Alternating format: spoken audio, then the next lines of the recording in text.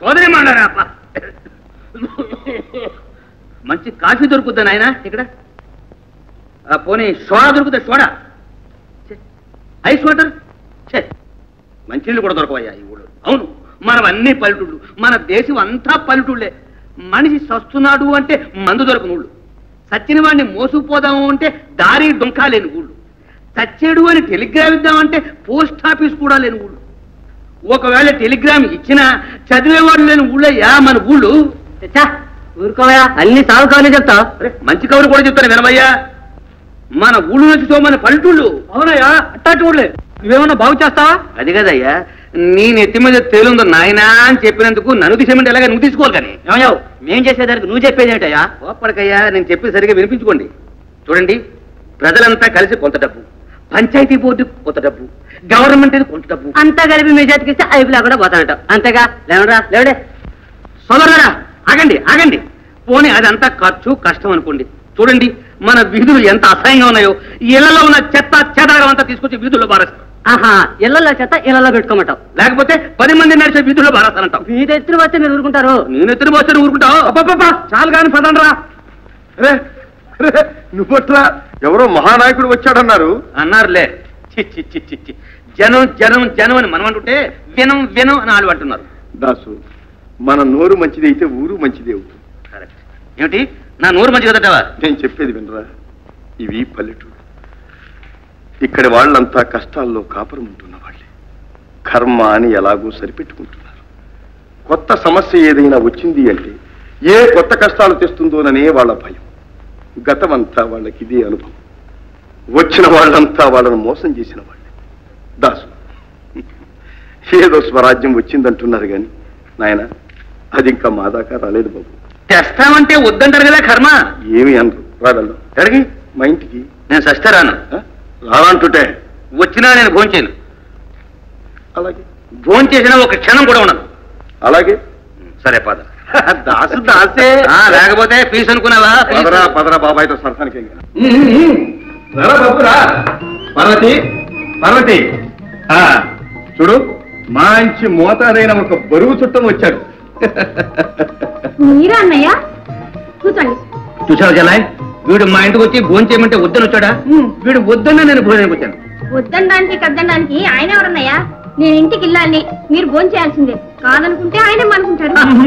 అన్నా చెల్లెలు ఇద్దరే ఏకమే మధ్యన మన పుస్తు పెడతారన్నమాట. సరే కానివ్వండిరా. సరే, మీరు మాట్లాడుతూ కూర్చోండి, క్షణంలో భోజనం సిద్ధించండి. రే చూసావా, చెల్లాయి సాక్షాత్తు అన్నపూర్ణ.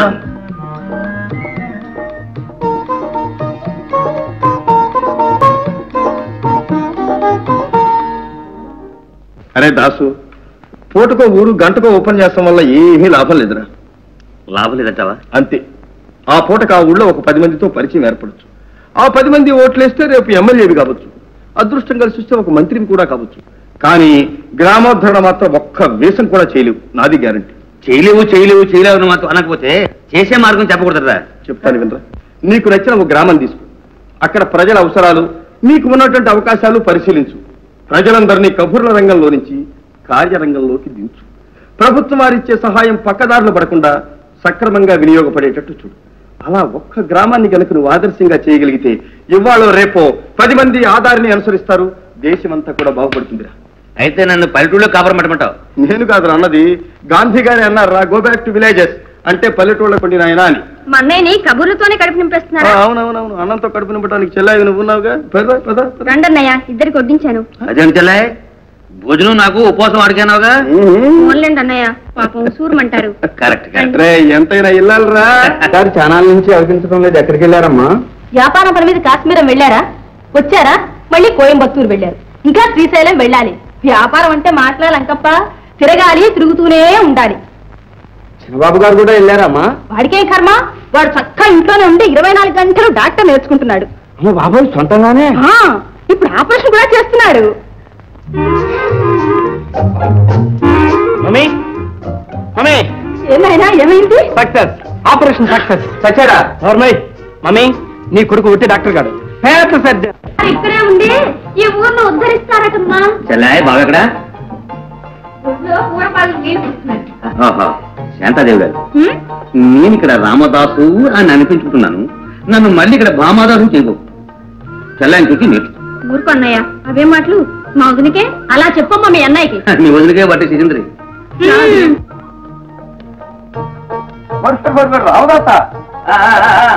రామదాసు భామా సమేతంగా వచ్చాడు కానీ దేవుడు ఈ వేషం ఏమిటి? పాలశంభును ఉదరపోషణార్థం బహుకృత వేషం రా. దొడ్లో కూరపాదులతో పాటు 2 పశువుల్ని కూడా పెట్టాం అంతే. రామా పరంధామా, ఇక నా ప్రజాసేవకే పంగనామారా. ఇందులో మీకు తెలియంది ఏమీ లేదు, నేను కొత్తగా చెప్పేది ఏమీ లేదు. ఇది వరకు మనలో మనం పార్టీలు కక్షలు పెంచుకుని సాధించింది ఏమీ లేదు. ఇప్పుడైనా సరే మనమందరము ఏకమై మన బాధ్యత మనం నిర్వర్తిస్తే ప్రభుత్వం వారి వద్ద నుంచి రావాల్సిన సాయం మనకు వస్తుంది. అందుకు ఆఫీసర్ గారు, ఇదిగో పంచాయతీ బోర్డు ప్రెసిడెంట్ గారు మనకు అండదండగా నిలబడటానికి సిద్ధంగా ఉన్నారు. ఏమంటారు ప్రెసిడెంట్ గారు? పార్టీలు లేవు, పాడు లేవు, కానీ ప్లాన్ ప్రకారం మీరు చేయాల్సింది చేసేయండి. అవతల పార్టీ వారిని కూడా అడగండి. ఏమండి, మీరేమంటారు?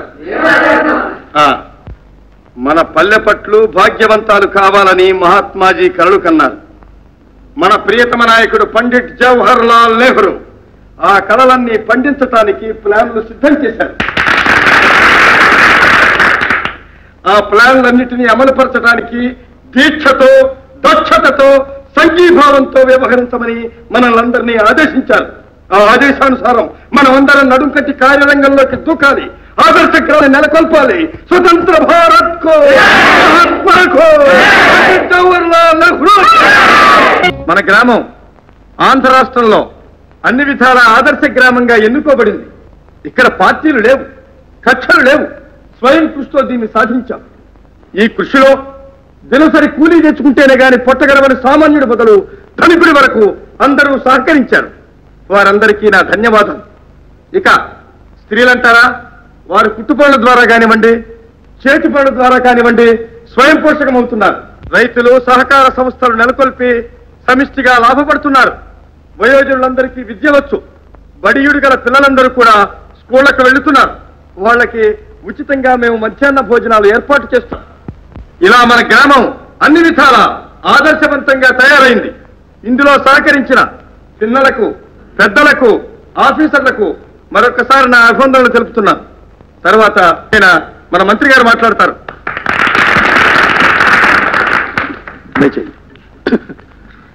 సోదరులారా, ఈనాడు మీ గ్రామంలో మీరు సాధించిన కృషి మన దేశానికి ఒక ఆదర్శం. ప్రభుత్వ ప్రణాళికలకు ఈనాడు మీరు సరైన రూపం కల్పించారు. ప్రతి గ్రామంలోని ప్రజలు వారి వారి బాధ్యతలను గుర్తించి పురోగమిస్తే మన దేశం అభ్యుదయాన్ని సాధించడానికి ఎంతో కాలం పట్టదు. మీ కృషి ఫలితాలను గుర్తించిన ప్రభుత్వం మీ ఆదర్శ గ్రామ పురోభివృద్ధికై ఈ 10,000 రూపాయల నగదు బహుమతిగా ఇస్తోంది. దీన్ని మీరు స్వీకరించవలసిందిగా కోరుతున్నాం. శంకరం గారు, మీ నిస్వార్థ సేవకు, నిజమైన దేశభక్తికి ప్రభుత్వం ప్రత్యేకించి మీకిచ్చే అశోక స్తూపం. ఈనాడు మీ గ్రామాభివృద్ధికి కారకులైనట్లే రేపు దేశాభివృద్ధికి ముఖ్య కారకులు కాగలరనే విశ్వాసంతో మున్ముందు మీరు చేయబోయే కృషికి మా సహకారం ఉంటుందని హామీ ఇస్తూ ఇది మీకు సమర్పిస్తున్నాను.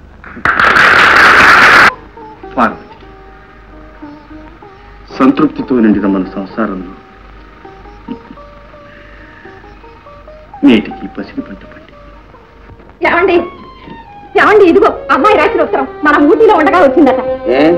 అమ్మని తీసుకెళ్లి అందలో ఎక్కిస్తానంటుందే? ఆహా, కాదు కాదు, కొడుకుని గని అయ్యని కాస్త శాతం చేసింది. వాడి చేత మీ మీసాలు లాగిస్తానంటుంది. తెలిసిందా? పెద్ద ఘనకార్యం చేసింది. దేశంలో ఉన్న దరిద్రాన్ని పంచుకోవడానికి మరో దరిద్రుడిని కన్నది. చిచ్చి, ఇలా లేదు. కాకపోతే కన్న పిల్లలకి గంజైనా పోయలేని వాళ్లకు పిల్లలను కానీ అధికారం ఎక్కడుంది అంట. ఈ పేదవాళ్ల పిల్లలకంతా పిల్లకింత అని పన్ను విధించాలి. ఆహా, మీ గవర్నమెంట్ వచ్చిన తర్వాత అలాగే చెద్దురు గాని. పదండి, వెళ్ళి మనవణ్ణి చూసేద్దాం. నేను ఆ ఇంటికే ప్రేమన్న తల్లివి, నువ్వే వెళ్ళు. వెళ్ళి ఆ కష్టాలు కన్నీరు కళ్ళారా చూసి మనసారా ఏడ్చిరా. నా మాట వినండి, ఎంత పేదదైనా కన్న బిడ్డ కాదనుకుంటే పోతుందా? అదే మగపిల్లాడైతే ఈ ఆస్తి అంతా దాంది కాదు. ఆస్తి ఐశ్వర్యం కన్న తల్లిదండ్రుల ప్రేమ కూడా అడ్డం వస్తే ఎలా చెప్పండి? మన పెళ్లి కాకముందు మీకేమంత ఆస్తుంది? ఆ లక్ష్మీపతి గారు దయదలచకపోతే ఈ పాటికి మనం ఎక్కడుండేవాళ్ళం? స్టాప్ దండకం ఆపే, బయలుదేరు. మరి మీరు రారా? కాకపోతే నువ్వు ఊరుకుంటావా? పద పోదాం. వెళ్ళమ్మా. అమ్మాయి ఎలా ఉందమ్మా? అమ్మాయికి అమ్మా బాగుంది, నేను ఉన్నానుగా. రండి. సార్ చిన్న హెచ్చరిక. Stop, look and proceed. ఆగండి, చూడండి, వెళ్ళండి. ఆగండి, చూడండి. తల బద్దలైపోయింది. పెదవ గుమ్మాలు ఒక అడుగు ఎత్తు పెట్టి ఏం పోయిందో. అడిగితే 10 రూపాయలు ఎక్కువైందండి.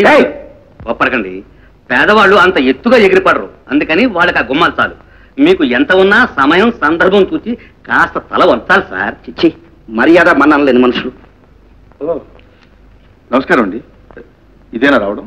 ఆహ్వానం చురుగ్గానే ఉంది. గుమ్మలో తల గుద్దుకుంది. మిస్టర్, నువ్వెవరో నాకు తెలియదు కానీ నాకు ఒక చిన్న సహాయం చేసి పెడతా. చెప్పండి, చేస్తాను. నేను ఇక్కడ ఉన్నసేపు నీ నోటి తాళం వేసుకుంటా. రే, ఎగతాళి కూడా సమయ సమయాలు ఉండక్కర్లా. నేనేమన్నాను? కాస్త తల వంచండి అన్నాను. ఆయన కాదన్నాడు. నేను సరేనాను. గుమ్మం గుద్దు ఊరుకుంది. ఇదిగో, ఏమైనా సరే మనం కాస్త జాగ్రత్తగా ఉండాలి.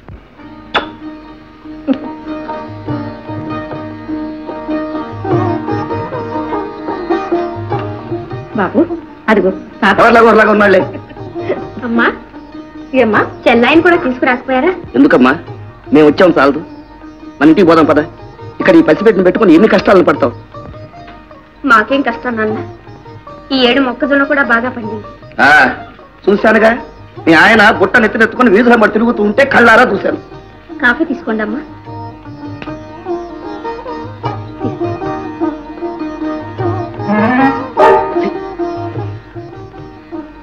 ఏమండి, కాఫీ తీసుకోలేదే? కాఫీయా? కన్న కూతురిచ్చిన కాఫీ కదూ, ఆమరమైన అమృతంలాగా ఉంటుంది. నువ్వు తాగు. అదేమిటే కాఫీ చేస్తున్నావు?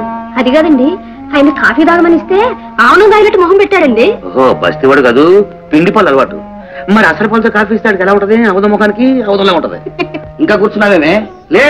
అదేమిటి నాన్న, 2 రోజులైనా ఉంటారనుకున్నాను, అప్పుడే వెళ్తారా? ఇప్పటి కాస్త భోంచేసి వెళ్ళి. పార్వతిని చూస్తుంటే కడుపు నిండిపోతుంది నాయన, ఇంకా భోజనం ఎందుకు? పార్వతి, నా మాట వినమ్మా. 4 నెలల పాటు మరి ఇంటి దగ్గర ఉండొద్దు గాంధ్ర. విన్నావటే, పార్వతిని పేరు పెట్టుకున్నావు, ఆ పేరు సార్థకం చేసుకుంది. ఈ దరిద్రంలో పడి దొరలాడు. ఏమండి,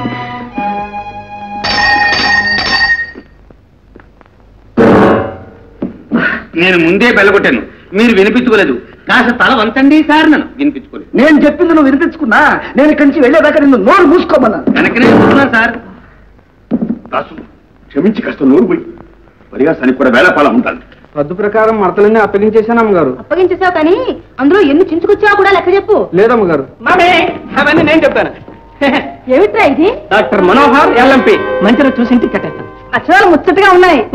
రోగాలన్నీ కుదురుతున్నాను, మందులన్నీ ఇందులో ఉన్నాయి. అందులో మీకు కూడా మందు ఉందండి? నీకు కూడా ఉందా? సంగనా లోపల పెట్టే. అయ్యో అయ్యో, ఎక్కడ రావతుందమ్మా? రోగులుగా లంకప్ప, అబ్బాయి బోర్డు తెచ్చాడా లేదు, వైద్యం కోసం రోగులంతా ఎలా బారులు తీరు వస్తున్నారో చూడు. మమ్మీ వచ్చారా? Very good very good. Mummy చూసావా? ఫస్ట్ కేసు బాగా అర్థం చేసుకో. వీడు కళ్ళు తీసి వాడికి వేస్తాను, వాడు కాలు తీసి వీడికి వేస్తాను. 4 ఒకటి వాళ్ళని తిరగొట్టి 2 మంచి మనుషులు చేస్తాను. బిచ్చం పెడతానంటే వచ్చా గానీ తావడానికి చోట్లకి ఇక్కడికి వచ్చావటయా? అవునరా, నా వైద్యాన్ని తట్టుకుంటేనే బిచ్చాం, లేకపోతే మోక్షం. కమాన్ కమాన్ కమాన్. అయ్యా, మీ క్రమానికి వద్దాం, మీకు వద్దాం. వస్తాం బాబు. ఒరి నిజం పట్టగా కన్ను కాళ్ళు బాగా చేస్తా అలా పోతున్నారా? వద్దులేండి అమ్మగారు, ఈ లోకంలో కుంటోళ్ళకి గుడ్డోళ్ళకి పుణ్యానికైనా కాస్త ముష్టేస్తారు. అన్ని అవయవాలు చక్కగా ఉన్న వాళ్ళని అడుక్కునేవరండి, పని చేసుకోమంటారు. పని దొరికేసరికి మా ప్రాణాలైపోతాయి. ఏదో మమ్మల్ని ఇట్లా బతకనేయండి అమ్మా, వస్తాం. బ్రెయిన్లెస్ ఫెలోస్, నా వైద్యానికి తట్టుకోకపోతే ఇంకే పోతారు వీళ్ళు. అదృష్టం బాబోయ్. మరి చిన్న ఇంజక్షన్. అయ్యో బాబోయ్, పెళ్ళాం పిల్లకి వెళ్ళండి బాబు. లాంకప్ప, ఇంత లావుపాటు మనిషివి ఇంత చిన్న సూదికి భయపడతావే? పర్వాలేదు. మీకేం పర్వాలేదు బాబు, చచ్చేది నేనేగా. చాలా లంకప్ప, ఒకవేళ చచ్చావనుకో నేను వైద్యం మానేస్తాను. బాబు అదేదో ఇప్పుడే మానేయండి బాబు. నో లంకప్ప, నువ్వు చావాలి నేను మానాలి. అయ్యో బాబు, లంకప్ప, నువ్వు చావాలి నేను మానాలి. వదిలిపెట్టరాదక్క. దేహాలని మరమ్మతు చేసి దేశాన్ని బలంగా చేద్దామంటే అందరూ పారిపోతారే. ఏం చేస్తాం, దేశం కర్మ. ఒరే, దేశం కర్మ కాదురా, ఇదంతా నా కర్మ. నువ్వు ముందు లోపలికి పో.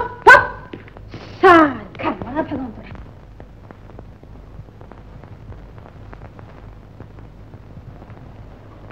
అరే, చాలా చిత్రంగా ఉంది. ఏం జరిగింది? ఏంటి ఎలా కూర్చున్నావు? మన అబ్బాయికి డాక్టర్ పిచ్చి మరీ ముదిరిపోతూ ఉంది. అడ్డమైన వాడిని మందులు కంటూ ఇంట్లో తోలుకొస్తున్నాడు. అమ్మయ్యా, ఇప్పటికైనా నీకు తెలిసి వచ్చినందుకు చాలా సంతోషం. నా తెలివితేటలు మీరే వెంచక్కర్లేదు. నేను Lakshmipati and company private limited వారి కూతురువి. అసలు విషయం చెప్పు. అబ్బాయికి తొందరలో పెళ్లి చేస్తేనే కానీ పిచ్చి కుదరదు కనుక పెళ్లి కూతుర్ని చూడాలంటావు. మీరు చూసేదేమిటి నా మొహం? పట్టాభి గారు అమ్మాయిని మా నాన్న ఎప్పుడో నిశ్చయం చేసిపోయారు. మరి ఇంకే పట్టాభిని పిలిచి పెళ్లి చూపులకు వస్తున్నాను కబురు చేయండి. అలాగే. ఇదిగో నేను అన్ని విషయాలు ఊటీలోనే మాట్లాడేశాను కానీ మీరేం మాట్లాడకండి. మరి అది కూడా నువ్వే చెప్తే పోలే. మగవాణ్ణి అంటావు కదటయ్యా, అందుకని ఆ చివరి మాట ఏదో మగవాడి చేత చెప్పిద్దామని. అయితే నువ్వు ఆడదానివే అన్నమాట. సరే గాని ముందు ఆ పని చూడండి. కొంచెనా?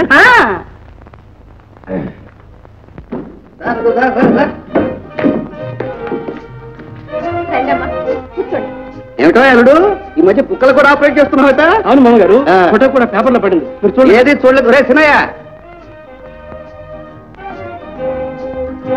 మమ్మీ పెళ్లి కూతురు ఎక్కడ కనిపించింది? Very my darling.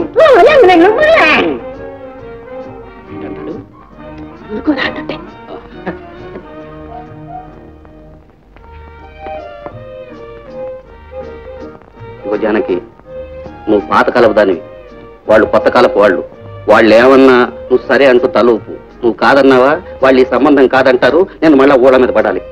తప్పుతుందా మరి ఆడపిల్లల తండ్రికి?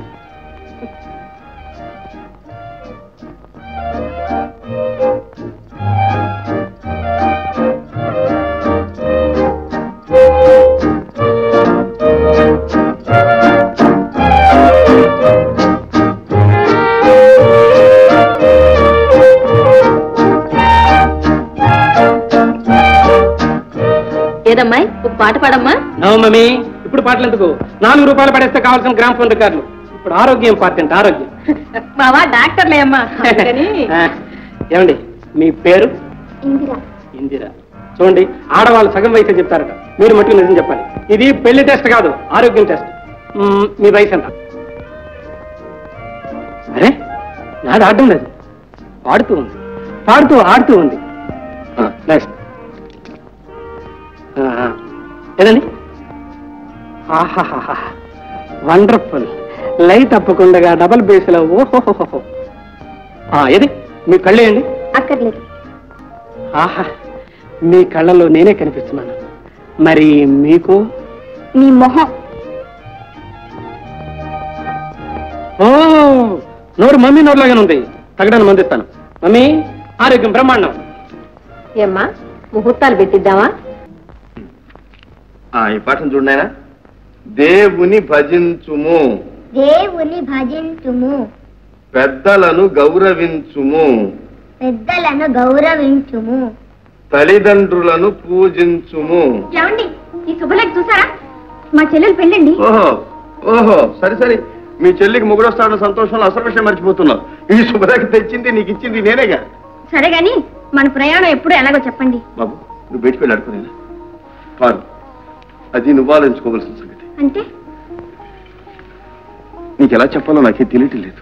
నాకు అర్థమవుతుంది, చెప్పండి. అక్కడికి వచ్చే వాళ్ళంతా ఐశ్వర్యం అనే అంతస్తు మీద కూర్చున్నవాళ్ళు. వాళ్ళ కళ్ళకి మనవాళ్ళు. మీ నాన్నగారు కూడా మనల్ని సరిగ్గా చూస్తారనే నమ్మకం లేదు. వారికి మన మీద కోపం పోలేదు. ఆయన మన ఇంటికి వచ్చారు, మీరే వెళ్ళలేదు. మీకే కోపంగా ఉంది. లేదు, వారు నాకు అన్నం పెట్టి చదివించారు. మీలాంటి దేవతను ఇల్లాలుగా ఇచ్చారు. వారంటే నాకు కోపం లేదు, కృతజ్ఞత. కానీ నీ గురించి ఆలోచిస్తున్నాను. నాకేమిటి, చాన్నాళ్ల తర్వాత పుట్టింటికి పోతున్నాను. ఎందరెందరో చుట్టాల్ని స్నేహితుల్ని కలుసుకోబోతున్నాను. పెళ్లినాడు ఎలాగూ లేదు. ఈనాడైనా దైవం లాంటి భర్తని బిడ్డని అందరికీ చూపించబోతున్నాను. బాధలు కూడా పడతావేమో బాగా ఆలోచించుకో. నేనంటే పేదింట్లో పుట్టా, అవమానాలకు అలవాటు పడిపోయాను. కానీ నువ్వు భాగ్యవంతుల ఇంట్లో పుట్టావు. ఆ భేషజం నీలో ఏమోనో ఎక్కడైనా ఉండుంటుంది. ఆ ఇంట్లోకి వెళ్ళగానే అది బయటకు వస్తుంది. అందరితో నువ్వు కూడా సమానరాలవని అనుకుంటావు. కానీ ఏ చిన్న అవమానం జరిగినా పెద్దగా బాధపడతావు పార్వతి. నా ఇంట్లో నన్నెవరు అవమానిస్తారు? అవమానించకపోవచ్చు, కానీ పేదవాడి పెళ్ళాని మన సంగతి ప్రతి క్షణం గుర్తు చేస్తూ ఉంటారు. పేదతనం పాపం కాదని నేను రుజువు చేస్తాను. ఆనాడు దక్షయజ్ఞానికి నీలాగే పార్వతీదేవి వెళతాను. నాలాగే శంకరుడు వద్దన్నాడు. కాని వెళ్ళింది అవమానాల పాలై. శంకరుడు ఆదిదేవుడు గనక వీరభద్రుని సృష్టించాడు, పంపించాడు, దక్షజ్ఞాన్ని ధ్వంసం చేశాడు. కానీ నేనేం చేయగలను? పార్వతీదేవి శంకరుడు లేకుండా ఒంటరిగా వెళ్ళింది. నేను అలా వెళ్ళటం లేదు.